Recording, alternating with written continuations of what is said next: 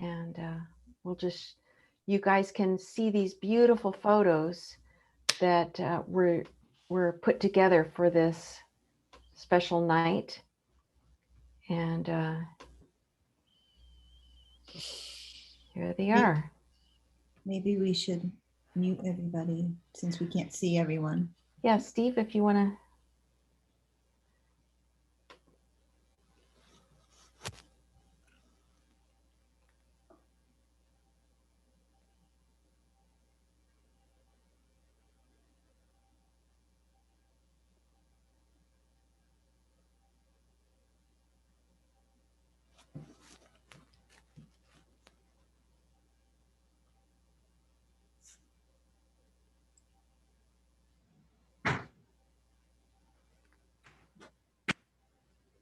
Okay.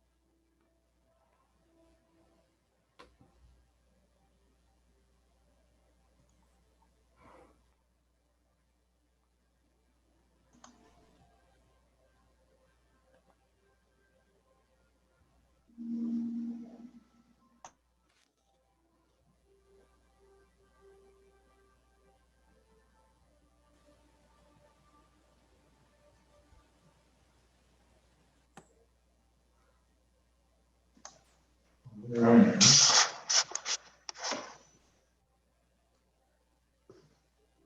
you joining with video? Oh, yeah. I see Lonnie's there.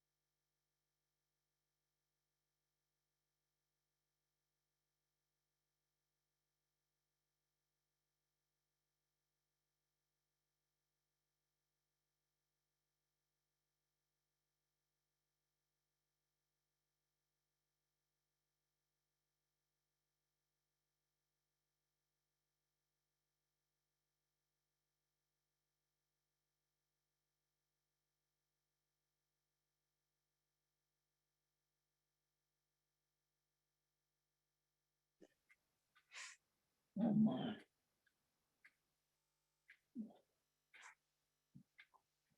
Oh. Ugh.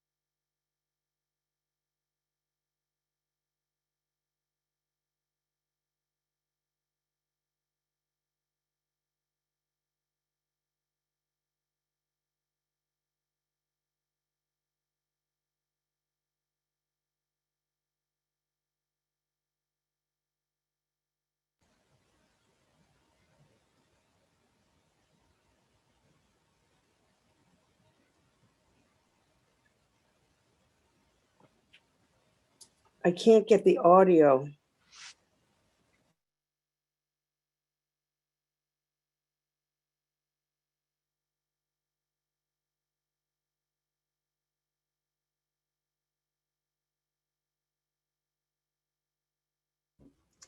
So you all saw those pictures. Did all of you miss the music that was playing?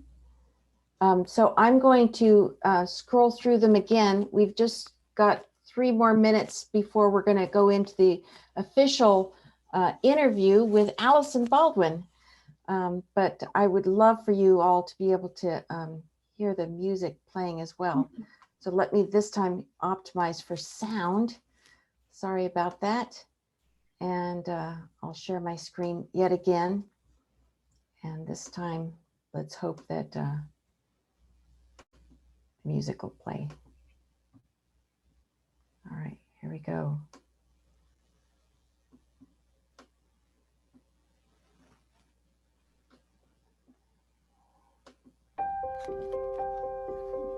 Got it. Thank you.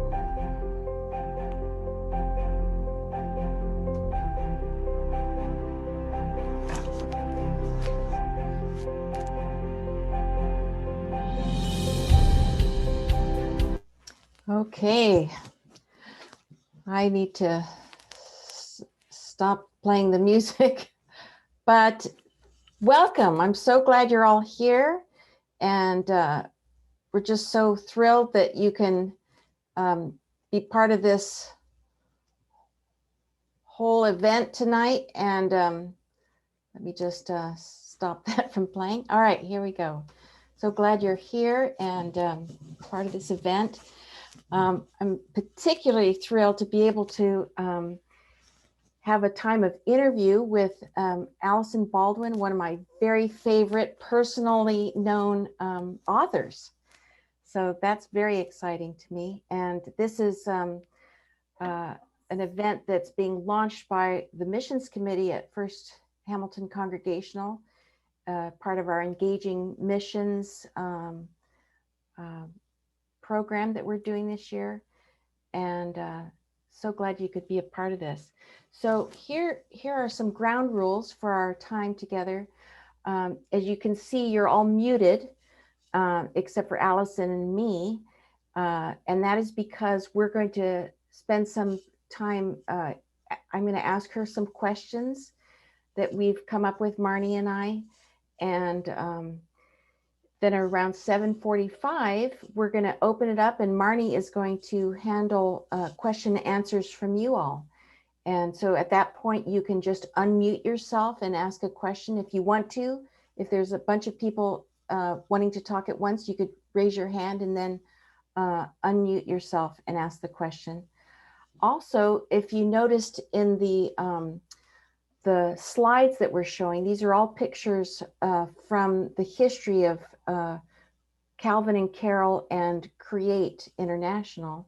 But there was also a slide of Allison, and it has her email address. And that is something that we're going to make sure you all have, just in case you would like to have a personally autographed book by Allison. So that's going to be available to you so that you can send her an email and you can ask her what you would like to have her write in the book plate.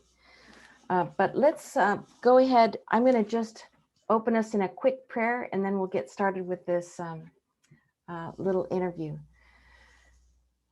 Dear Father, we give you this time. We're just so blessed and grateful to be able to burrow deeper into the book and how it was made, and all the stories that are in it. So, Lord, we give you this time. We're so thankful that you've gifted Allison in this way, and we give you all the glory.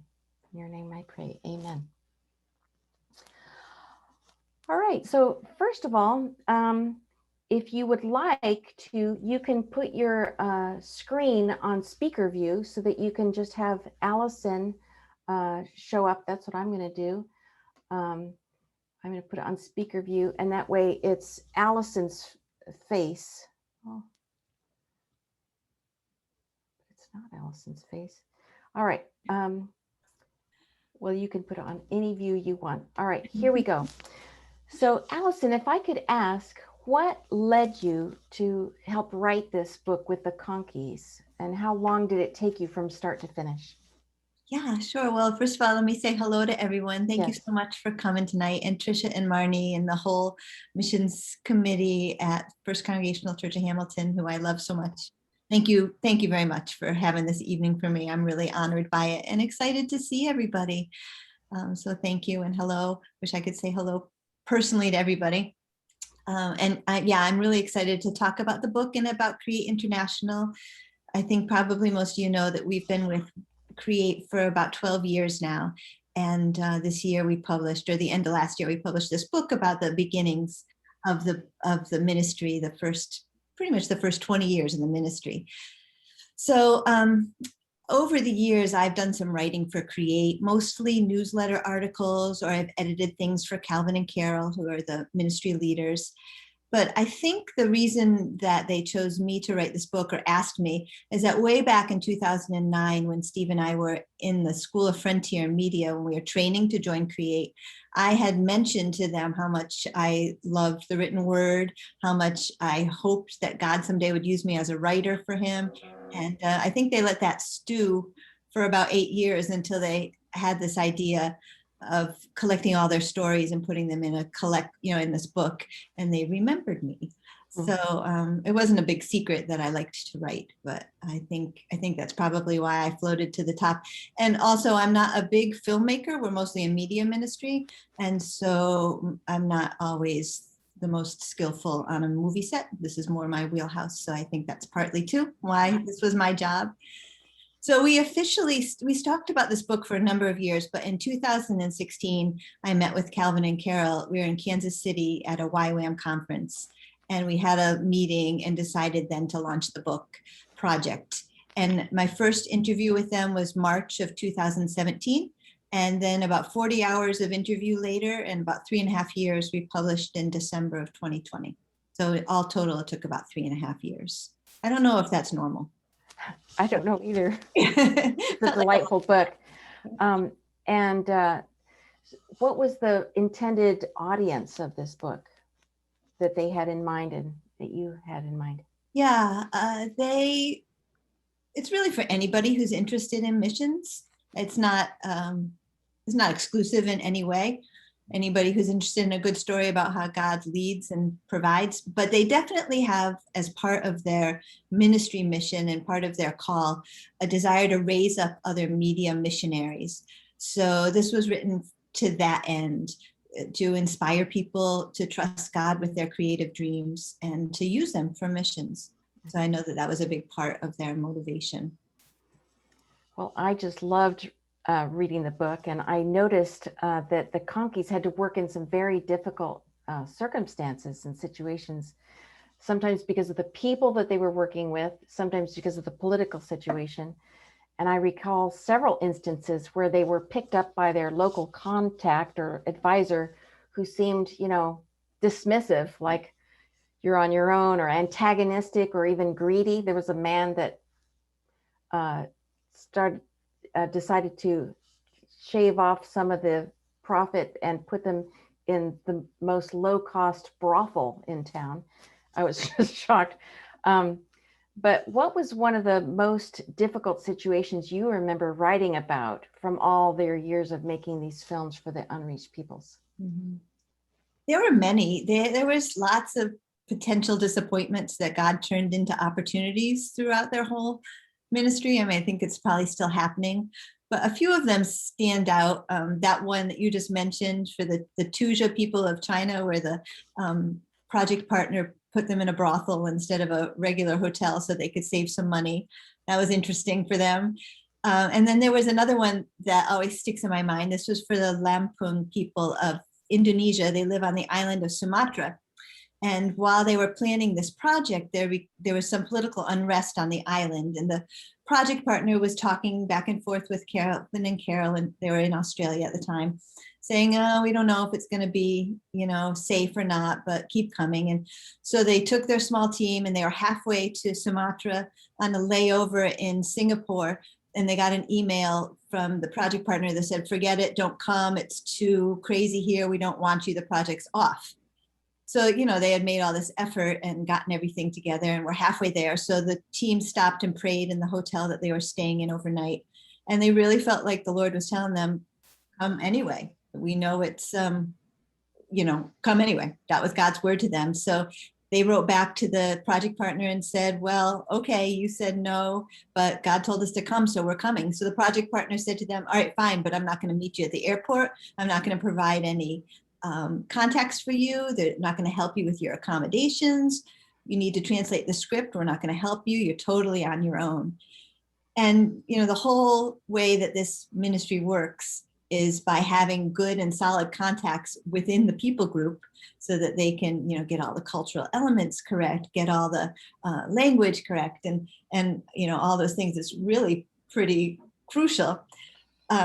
But he did say to them, but the one piece of good news is you'll probably get good rates at the Sheraton because nobody's here. And so they did. They went and they got hotel rooms at the Sheraton for a good rate. The one and only time I think they've ever stayed at a mainstream hotel. And they just prayed. And so the next day they just decided to go out and take some, shots, some background shots, and just see how the Lord led.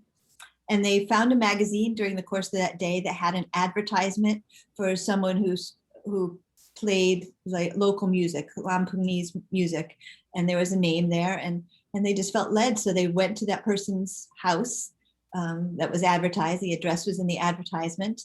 And it turned out that it was a whole family of performers and musicians who spoke the very dialect that they were looking for to translate the script. They were so excited about this project, and they offered to help them with the whole thing. So they found them sets, they found them actors, they translated, did the whole thing with them.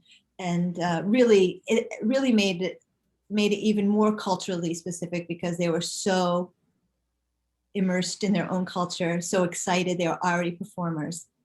And that film, when it was done, was instrumental in leading the very first 2 Lampoonese ever to the Lord. Wow. Worked out anyway. But yeah, there's lots of things like that. There was one time they were on their way to Algeria, like within a day of going, and everybody's visas were revoked.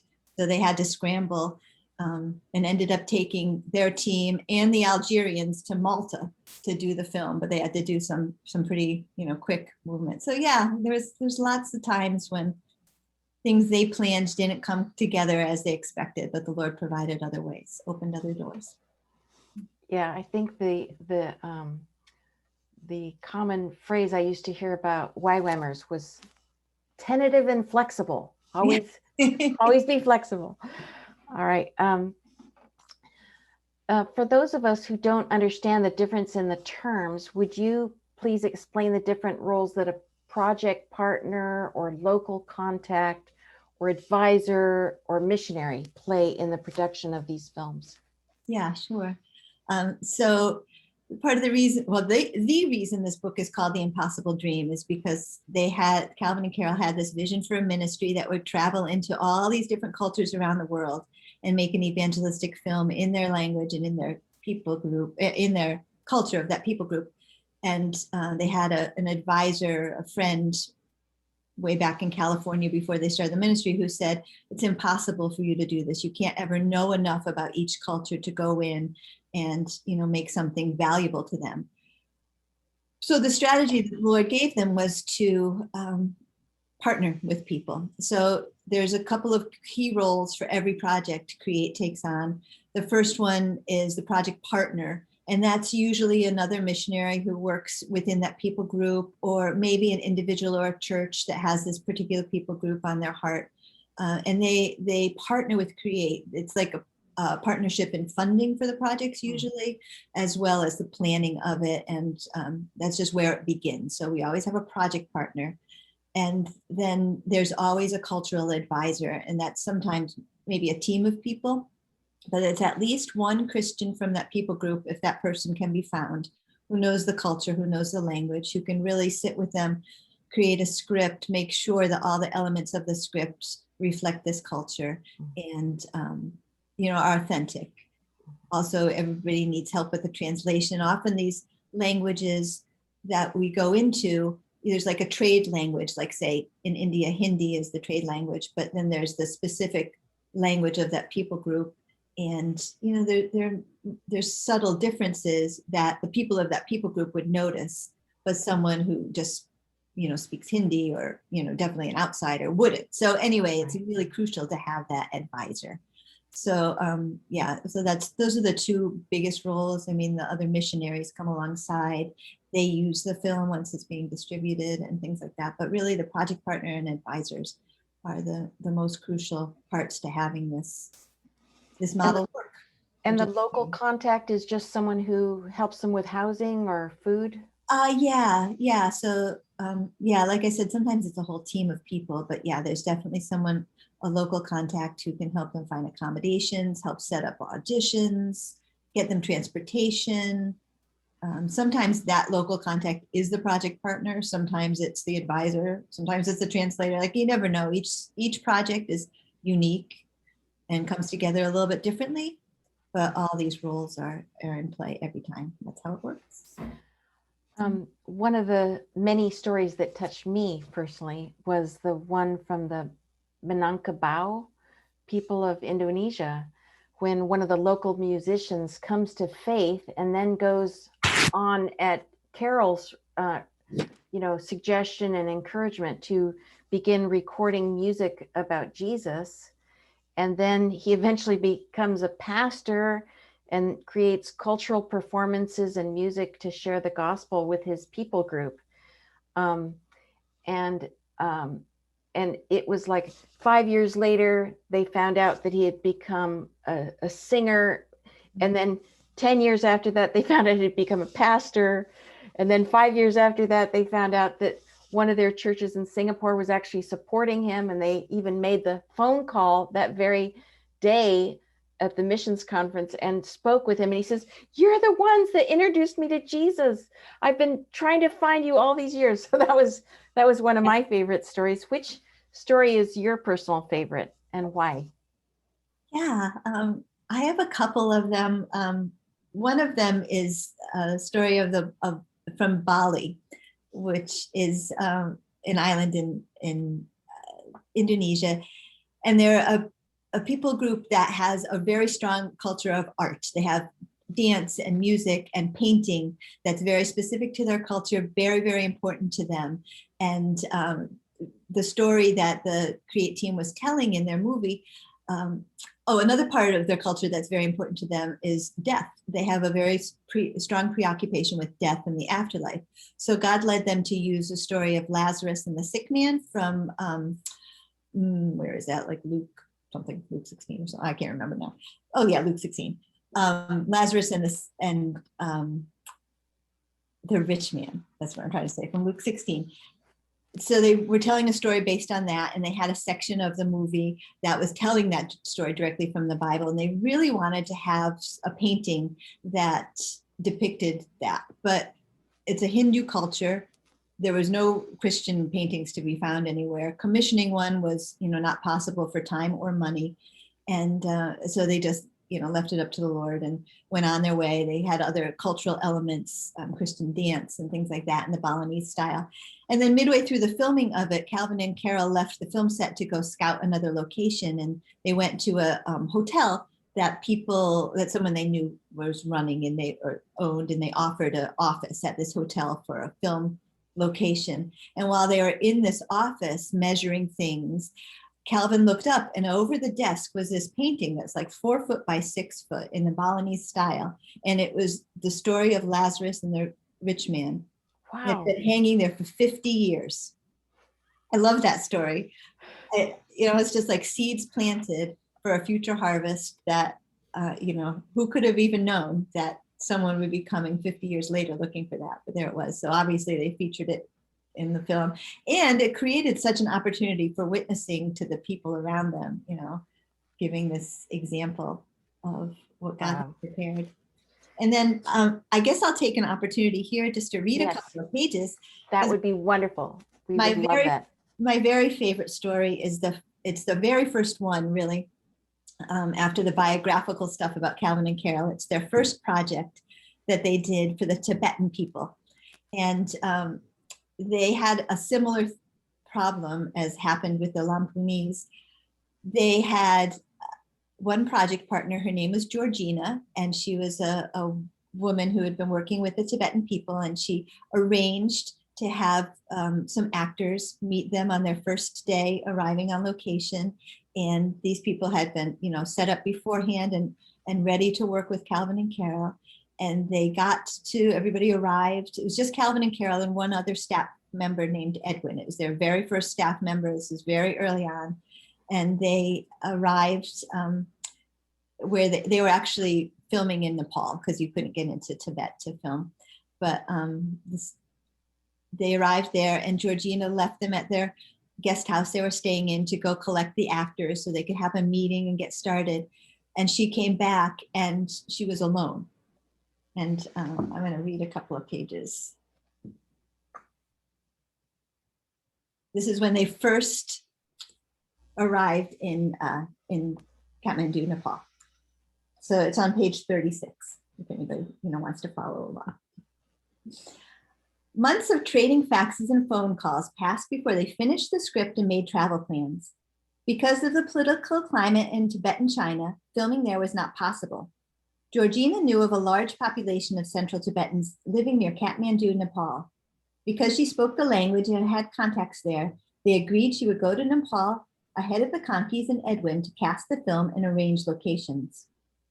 1 week later, Georgina met the Create team in Kathmandu and arranged transportation into a small village in the mountains. They checked into the guest house while Georgina left to gather the actors. She returned half an hour later alone. All the actors backed out. What happened? Carol asked. They're scared, Georgina explained. They don't want to draw attention to themselves as Christians. It can be dangerous. Do you know anyone else interested in a paying job acting for us? Calvin asked. Georgina shook her head. The father of the family told me that no one in this village would help. They don't care about the money. They just want to keep safe. Calvin, Carol, and Edwin looked at each other. Maybe we shouldn't have come, Edwin said. Don't worry, Georgina said. When we don't know what to do, we know what to do. Pray. So the four of them went into Calvin and Carol's room and got on their knees. They prayed and worshiped the Lord, asking him for direction. An hour or two passed before Carol said, I have a scripture verse. If they keep quiet, the stones will cry out, from Luke 19. The others looked at her. She went on, I think this is a challenge from the Lord. If we don't do all we can to glorify him, he will use creation to shout his praises. We have the wonderful privilege of being here among the Tibetans. If we refuse, the stones will praise him, to his glory and to our shame. Calvin nodded. God brought us this far. We'll trust him to see this project completed. Let's head out and see what God does. Filled with peace and expectation, they got their coats and left. The guest house was on the main street, and the rest of the village spread out before them in a maze. They stepped from the threshold, and Calvin hesitated before saying, "Let's go left." They turned left and walked up a slight incline. They stopped when they came to a fork in the road. "Left again," said Carol. Calvin, Georgina, and Edwin nodded. They turned left and continued down a narrower street until Georgina paused. "I think we need to turn right here." The others knew it too. The Holy Spirit was speaking directions to them. Looking at each other with eyes wide, they turned right onto a small street that ran uphill. They walked on, listening for more directions. At the next intersection, all four looked at one another and with huge smiles on their faces, silently turned right. Calvin had tears in his eyes, and Edwin's incredulous look said it all. They didn't know where they were going, but God did. They walked for another 15 minutes, prompted miraculously at each turn. "I hope the Holy Spirit can get us home," Calvin whispered to Carol. "There isn't much chance I'll remember how." Finally, they turned left into a narrow alley bordered by concrete buildings, a dead end made of uneven and crumbling cobblestones. They walked forward a few steps, unsure of what to do. As the stones under their feet shifted and the pebbles scattered, they heard a voice from nowhere say in clear, accented English, "Can I help you?" They stopped dead and listened. "Is it the stones?" Edward whispered, looking down. So they found at the end of that trek with the Holy Spirit speaking them directions, the only woman who spoke English in this village. And she sat them down in her little tea shop, found out what they were doing, told them to wait there, went out, came back with a handful of Tibetan men who all smelled like yak fur and alcohol, but were all willing to be in the film. She said, "What else do you need?" Calvin said, "We need a location." And she said, "Pick one." And they picked a house. And 4 or 5 days later, they finished their principal photography and got the whole project done. But so I just love that. I love how God just directed them on literally each step. And as it was their first project, their first evangelistic film, really set the foundation for how this was going to go for them. "You trust me, I'll provide." And he has. We're looking at 30 years later. And it's not always been that overtly miraculous, but it's always been miraculous. That is a beautiful story. I just love the fact that at each turn, they all sensed it was to go right or to go left, Yeah. or straight on. Would you remind us why there are ideally 3 films? I noticed in the book, there's sometimes 3 films that are made for each unreached people group. Yeah, sure. So, they always had the vision of making an evangelistic film. The first project, the first point of any project is to make a film that shares about Jesus in the culture. And that's, always the first thing. It's usually a drama. It's anywhere from 20 minutes to 90 minutes long. Depends on the culture, depends on lots and lots of factors. And they always, right off the bat, they decided that they had an opportunity to make a second film while they were on location. And this one, they called at first the Video People Profile. We refer to it as a short documentary. You can call it, basically anything you want, but it's just a short film. This one's in English. It's about the people group, and it's meant to raise up prayer and interest in this people group, maybe missionaries to come. It's basically something to bring back to the churches to introduce them to this people group, which is really, when we show our films that we've made on location, the ones that are in other languages, when we can, we also show a documentary at the church too, so that, people like you guys can know what the ministry is all about, why we've gone to this people group. So, those are really helpful. And the third film that's often made on a Create project kind of came in sideways. It wasn't a plan from the beginning, but maybe about I don't remember what year it was, to be honest with you, but maybe about 15 years ago now, Calvin and Carol were asked by a friend of theirs who worked as a missionary in Indonesia if they would come and film an indigenous home fellowship, like a home church that was going on in their people group. They were having an explosion of these home churches. They were just multiplying from house to house, and they wanted to have a training video. Basically, they wanted someone to come and they wanted Calvin and Carol to come and make a video of what was going on, as these people worshiped the Lord and had basically church in their living rooms. And Calvin and Carol said no at first because it was not part of their mandate, really. Their mandate from the Lord has been to be, a frontier ministry, sharing the gospel with those who haven't heard. And a film like this is more like a discipleship film, like people who are already Christians who need some help, getting to the next level. So they felt like this wasn't part of their mandate or their call. So they said, no, thank you. You can set up a camera and do it yourself. It's really not that hard. So he asked them a couple times, and so finally one night, the Lord literally wouldn't let Carol sleep. She was up all night just thinking about this, thinking about it. And by the time Calvin got up in the morning, she knew that they had to do this film. So they went to Indonesia and they filmed this Indigenous Home Fellowship, this home church. And what they discovered is that a film like that, that's showing the action of people worshiping the Lord, of having a service in their own style, in their own homes, was as powerfully evangelistic as their evangelistic drama. Wow. Because what it did was demonstrate in a very real way, like, okay, you are Bamar, you are Maninkabau, you are Madaris, and you do your worship differently. You sit on the ground, you put your holy book on a stand, you have this kind of drum or this kind of stringed instrument, and the women sit here and the men sit here. And wow, that is still all cool and okay. Like, let's do all that and worship Jesus. So you can still be, you don't have to exit your culture to be a Christian. So, it was really powerful and clearly just from the Lord.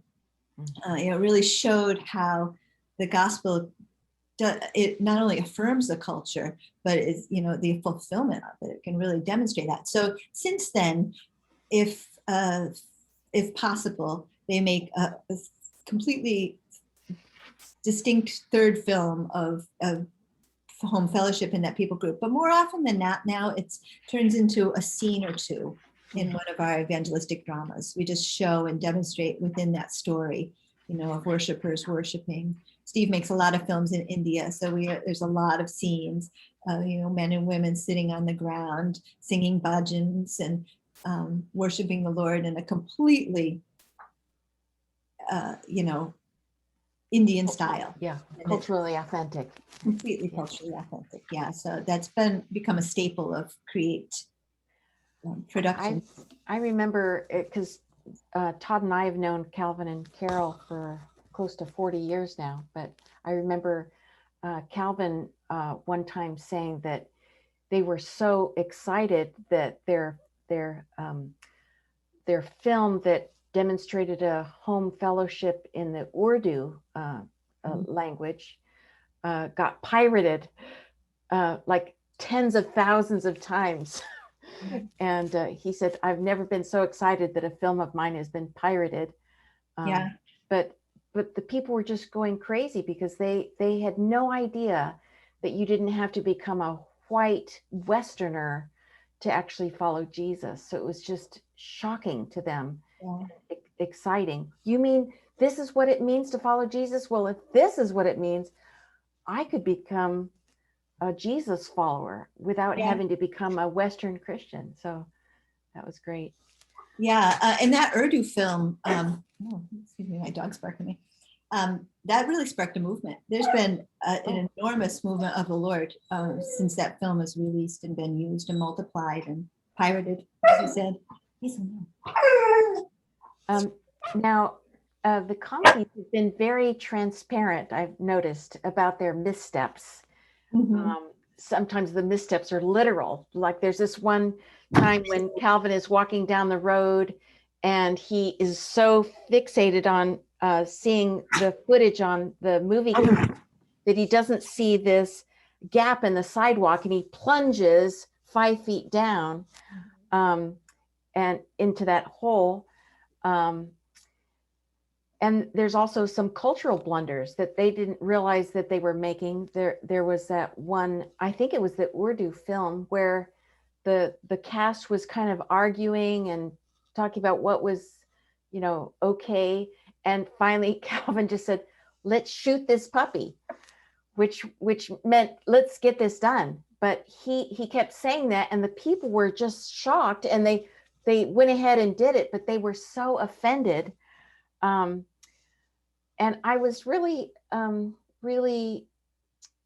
gratified and pleased that they felt confident to share their blunders and be so transparent. But they always seem to show how these things have turned out for the good.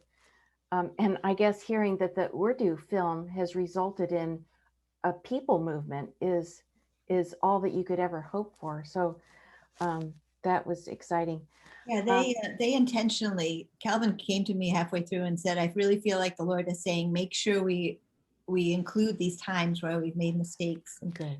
Because that shows a couple of things. It shows how God likes to work with us imperfect humans, and it shows how the power is really God's anyway. So, Yeah. He will put those Jars in. of clay. And now Calvin and Carol also had to make some controversial decisions right on the set. Like you mentioned, the Holy Book on a stand. And I remember there was this one time when the guy said, "Oh no, we can't do that. The other believers would be very offended if we put it on a Quran stand," because that was the way you treat a holy book. But Calvin and Carol said, "No, we've got to do this, because this will speak powerfully about how we value the Bible." Because that you would never think of putting a Bible on the floor in a Muslim culture, for instance. Or that time when they had to choose a new name for God. Was that for the Thai? Was that for the Northern Thai film? There was a couple of times, but yes, Okay. the Northern Thai film was one. They had to choose a new word for God because they found out that the word to this group of people meant just the literal king of the nation, or monkey god. And they said, "No, we can't use this term for God." And even though it meant going against the stream of what the status quo demanded, they had to make these snap decisions. But these cultural decisions ended up being a great blessing. Did you want to speak to that?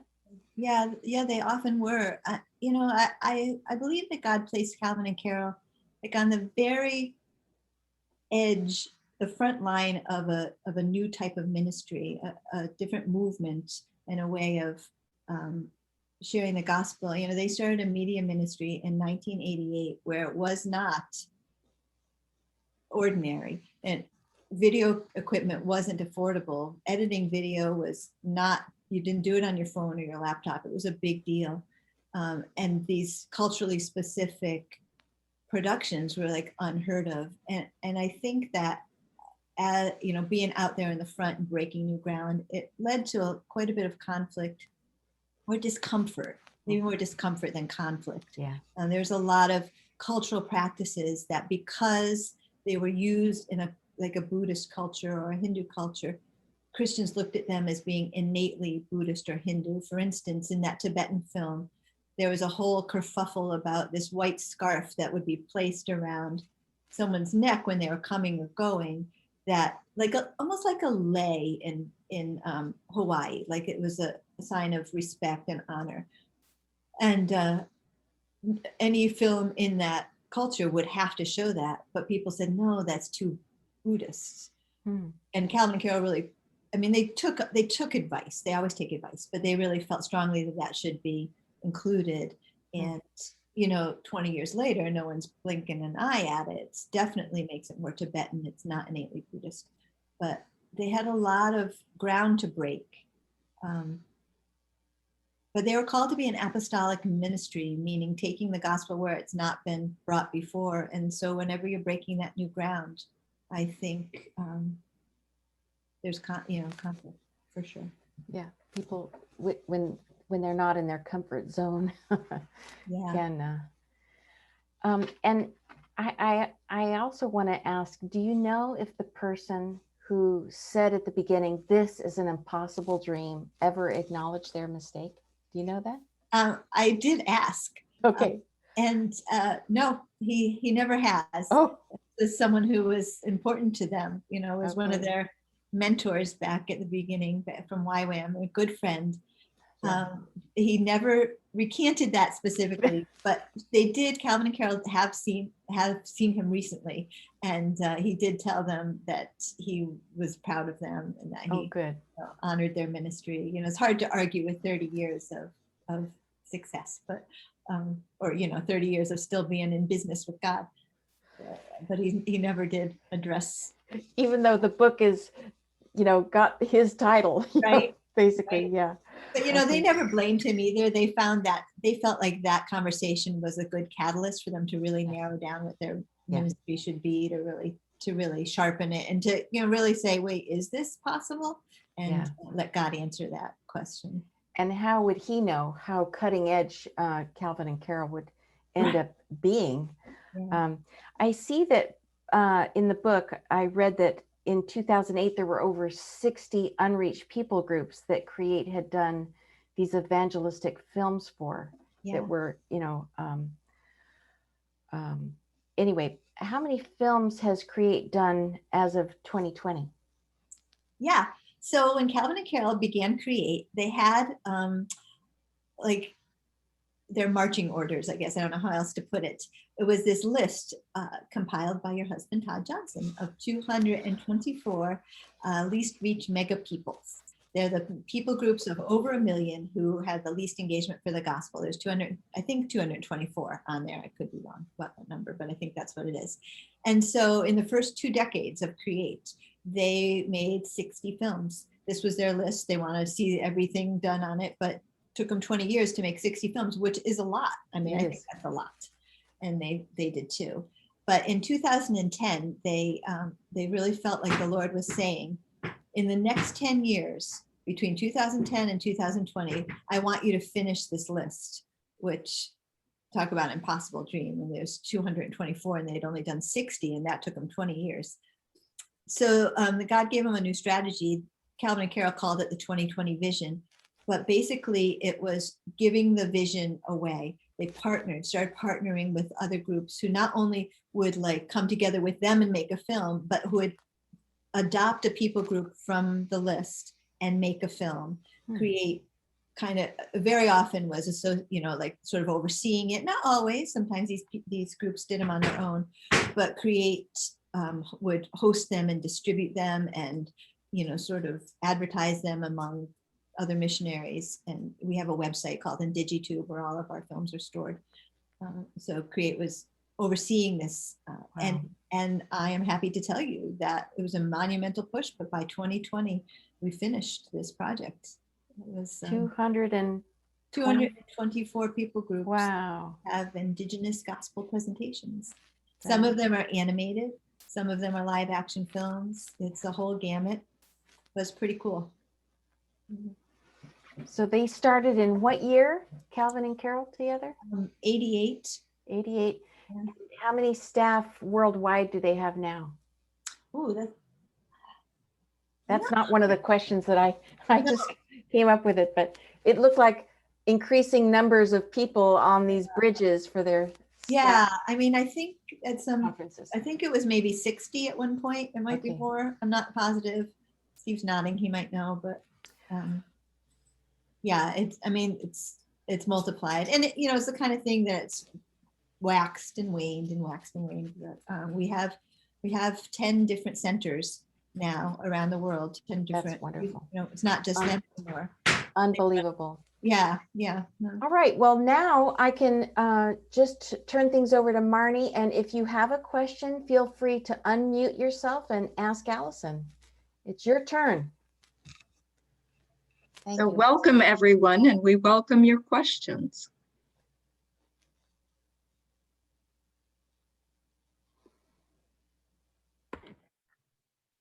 Hey, Allison, what a great overview of the book. And and also this tremendous story of what God's done. What I was wondering for you, though, as the author, what was the most difficult part of actually getting the book like written and completed? What was the most difficult part for you?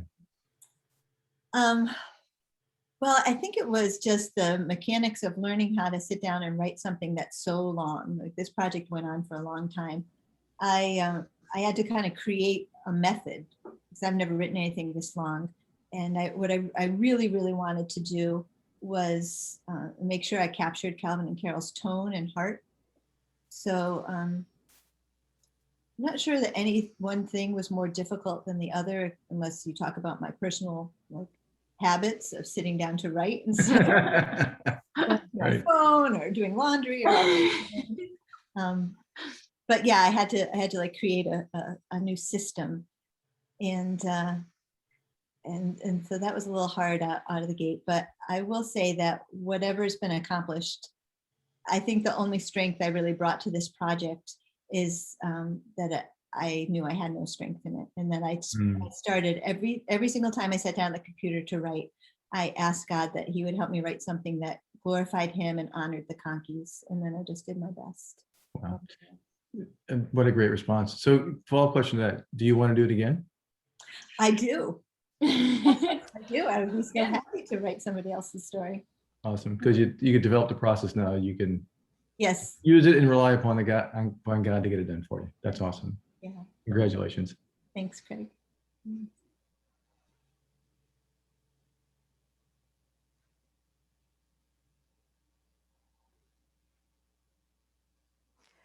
Karen, can you unmute yourself? So when you go into the different cultures and that, is there usually a standard amount of time that it takes to make one of these films?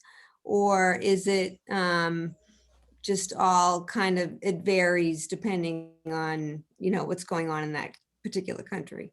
Yeah, I think it varies. When historically, it's definitely varied. When this started, when Calvin and Carol started this, they actually didn't have any live action cameras. Their first several movies were slideshows. They said, and Carol would set up 3-tiered slide projectors, kind of programmed with fades and things in between. And then they would play that onto a movie screen, and someone would film it for them, and they duplicate that as a movie. So when they were on location, they were just taking still photos, and they could do something in 4 or 5 days. But I know now, I don't think, and Steve is always on location for at least 2 weeks. Is that right? When he makes a film, it could be 6 weeks. Yeah. Oh, 6 weeks to film it. So Steve does it in conjunction with a training program. So yeah, 3 weeks probably to film on location. And then, and I don't know what other teams do. I think it varies. Yeah. But it takes a good long time. Well, I have to say, I give you a lot of credit, Allison. I feel like it's tough to do a project, that may not be completed for a couple years. So just to continue to persevere through it, and to, and especially writing, I would guess, is more of a solitary thing where you have to kind of get into a zone and stuff. And so congratulations. That's really very, very cool. Thank you. It's a little bit easier when you're really introverted and there's a pandemic. So it's yes. That's good. Yeah. So Allison, I have one more question. Hi, John. Yes.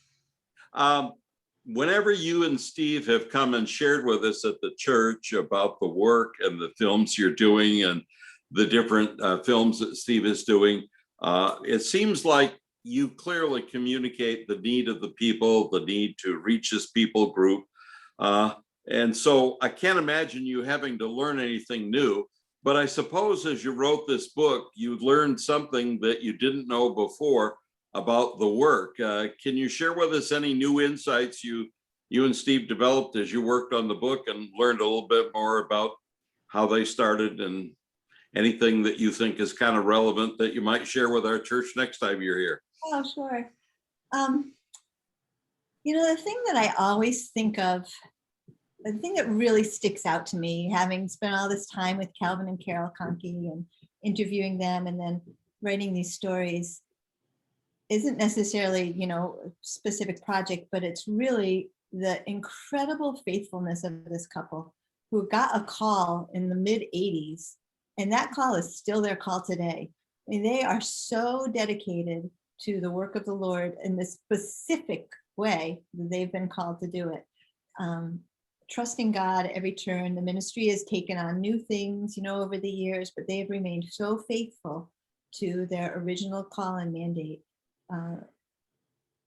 I just have a tremendous respect for them as leaders and as just as human people following God, to be so dedicated to the Lord, to follow Him this faithfully for this many years. Right. So I see Alice, go ahead. Yes. Hi, Allison. Thank you so much for writing this book.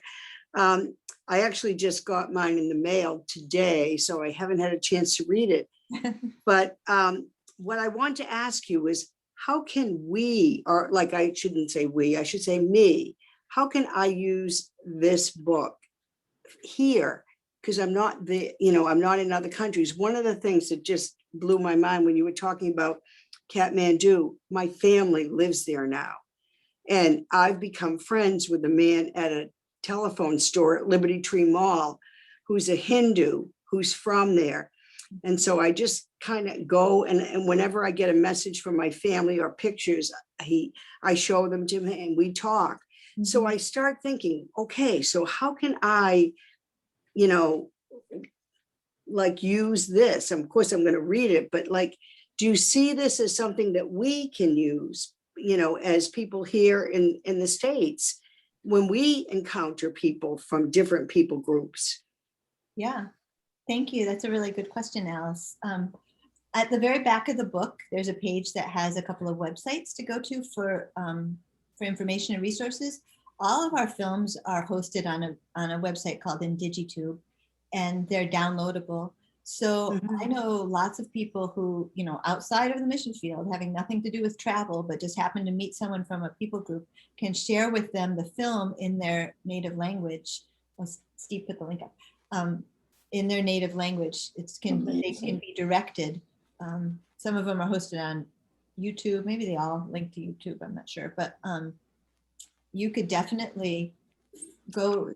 That website is easily searchable by people group or country, and you could easily download it onto your phone or send him a link or say, I have this film, and share the gospel in his language. We not only do we host all of our films on there, but there's a lot of other materials from other people group, from other ministries doing this kind of work that's hosted on there as well. So sometimes there's cool animations or even audio Bibles, things like that. Mm-hmm. So, well, that's great. Thank you. Thank you. Thanks, Alice. What are you going to do with all the proceeds from this book? Is that a real question? I Because don't think so. yeah, I haven't gotten any proceeds. My proceeds are in the. I saw Kimi had a question.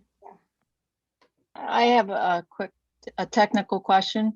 How much time did it take between the time you submitted your manuscript to the time it was actually published and on Amazon? Was that a few months, a year? It was a few months. We had been working with an editor right along. So if I were to, he took quite a bit of time with the manuscript first, but that happened in pieces. So it was as we were going along, but it was just a few months really after it was finished that it was available for sale, which is good. Kind of almost instant gratification.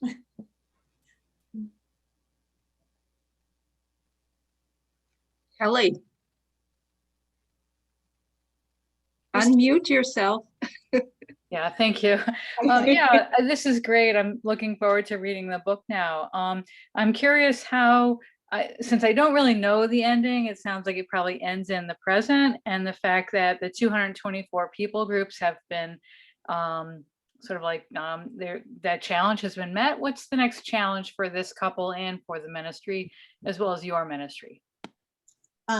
Yeah, well, their challenge is our challenge as far as like Steve and I go.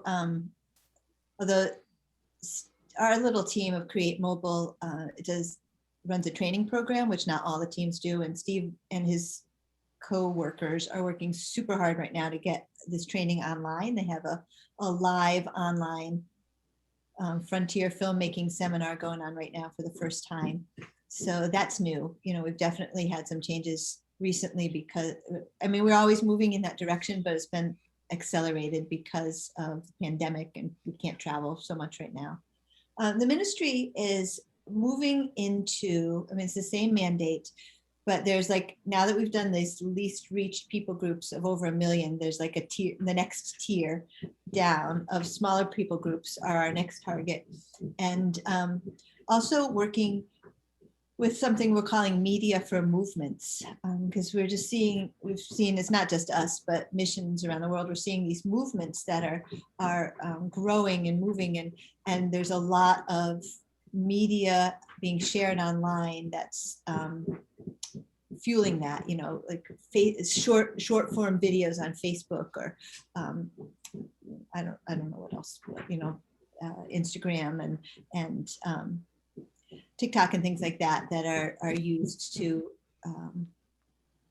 reach out to the seeking. So we're getting involved in this media for movements as well, but pretty much the same, you know, still going to be evangelistic films, still partnering with the larger body of Christ as, you know, for them to share the mandate and the call to make this media for evangelism. But yeah, not a lot different, but tweaked now that we completed that one list. Yeah, thank you. Linda.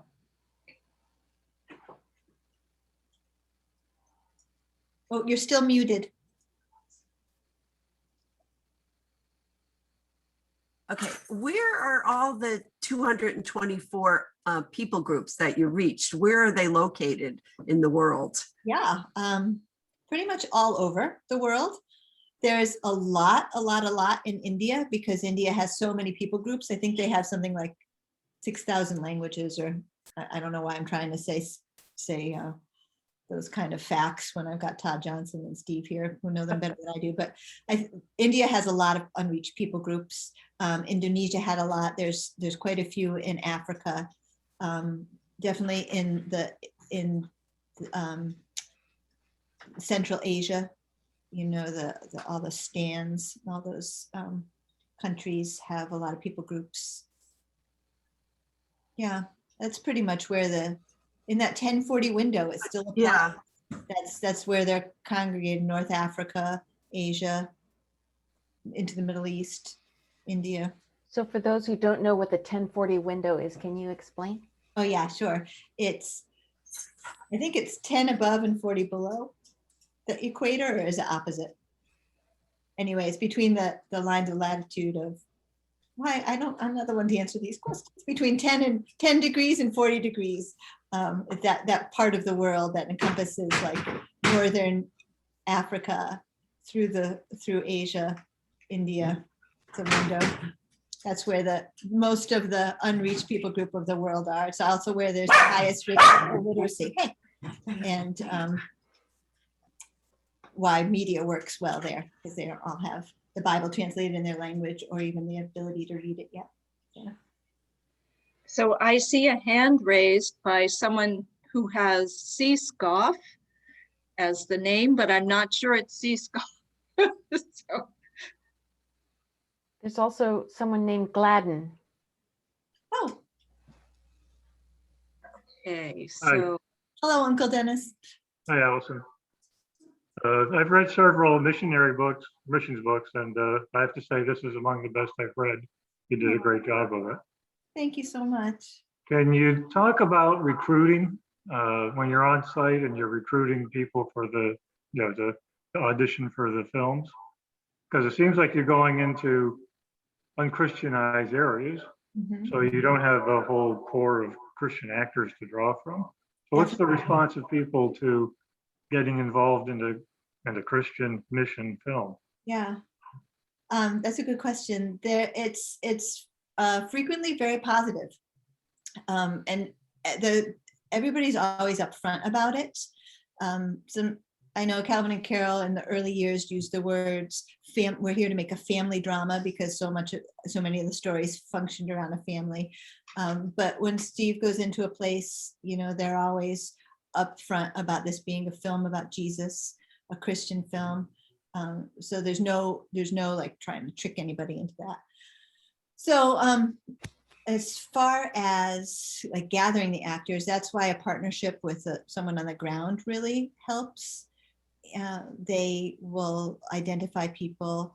I think it's different for most every project.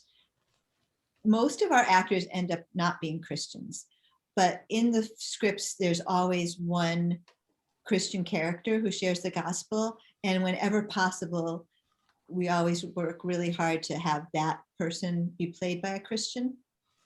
And then the rest are just like local people who are interested in acting. Now, Create also pays their actors. So when we go on location, all the money we raise for projects gets spent on the ground, accommodations, food, and paying that talent back, basically. So that allows people to maybe take time off from work or spend the time with Create that they would ordinarily be doing something else, and makes it a little more appealing too. But it's the whole process of finding the actors on the ground is, I suppose, just a little bit different for every project, but it's usually initiated by the project partner. Look for a Christian or two. The rest are usually, Muslims or Buddhists or Hindus or whomever group we're in. And we just tell them we're making a film about Jesus. And so the film set becomes a real place of evangelism too, especially in some of the cultures where Calvin and Carol worked a lot in the early days where the people couldn't read the script. So they had to be taught their lines. They had to memorize them with the Create staff. And it gave opportunity to really share the gospel one-on-one and to talk and that's it. I'm not sure I exactly answered your question, but. Well, thank you.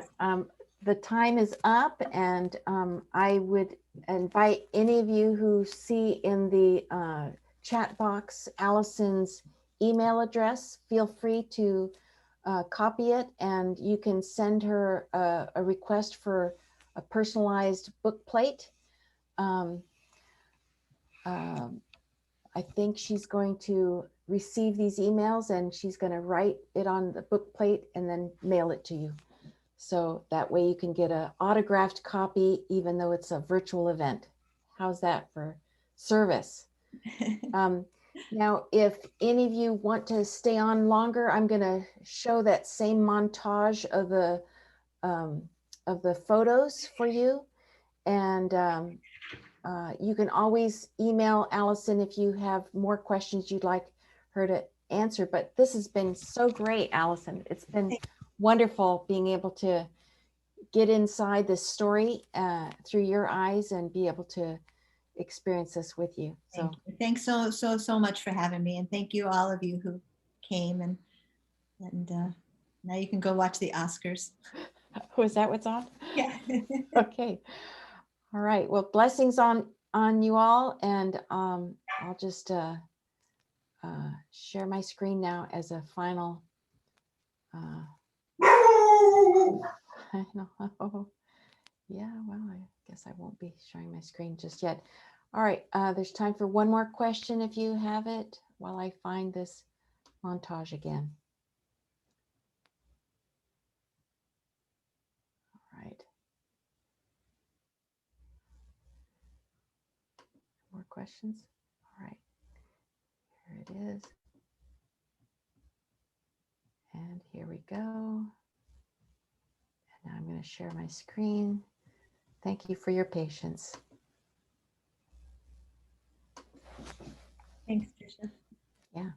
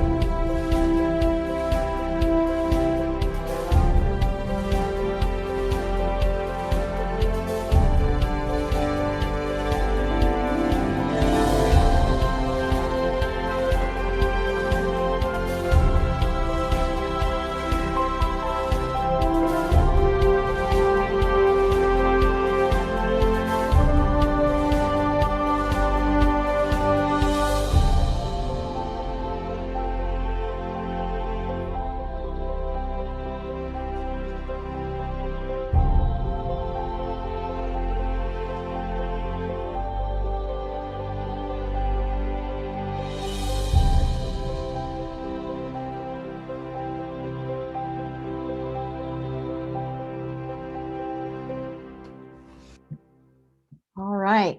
Thank you all for coming. Thanks again, All right. everybody. Bye-bye. Bye. Thank you so much. It was so good. And the photos were even better after we heard you.